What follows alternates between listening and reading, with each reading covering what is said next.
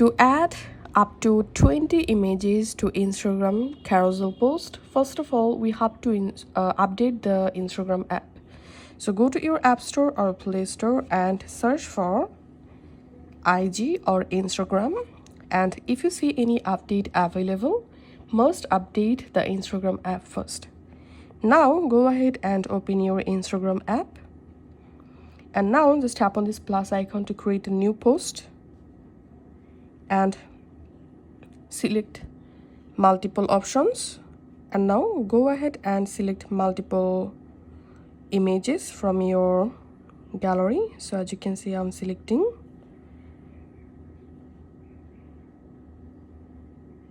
(14, 15, 16, 17, 18, 19, 20), and here we can see I can upload up to 20 photos at the same time. Now just tapping on next and tapping on next,